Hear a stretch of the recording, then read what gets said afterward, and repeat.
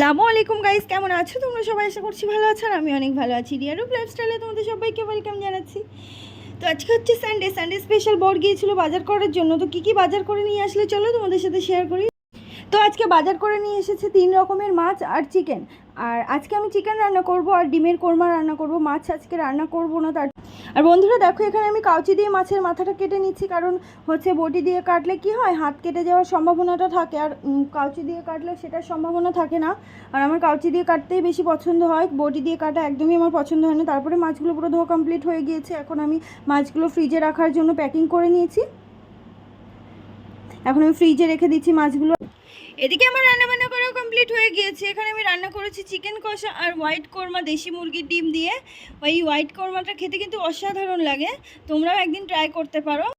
এরপর আমরা যাব একটু ভাইয়ের বাড়িতে। ভাই বলতে কি, এখানে এসে একটা ভাই বানিয়েছিলাম, তো সেই ভাইয়ের বাড়িতে যাব। খাবার দাবার একটু একটু করে প্যাকিং করে নিয়েছি, তো সেটাই দিতে যাব। হাই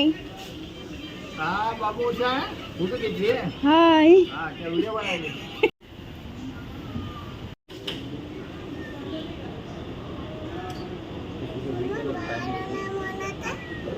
খুব ভালো।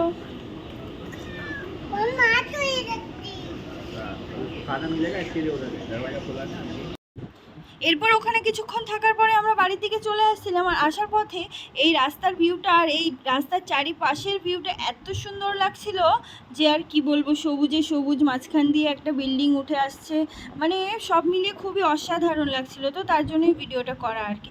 তারপরে আমরা রুমে চলে এসেছিলাম আর বাপ বেটি একেবারে ভাত নিয়ে বসে পড়েছে, খাওয়া হয়ে গিয়েছে ওদের।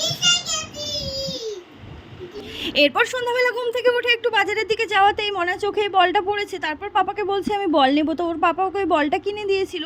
বলটা কিনে দেওয়ার পরে এখন আমরা ডিমের দোকানে এসে ডিম কিনে নিচ্ছি। কিছু ডিম কিনে নেওয়ার পরে এখন সবজি টবজি কিনে নেব। কিনে নিয়ে আমরা এখন বাড়ির দিকে চলে এসেছি। তো রাস্তায় আর ভিডিও করা হয়নি।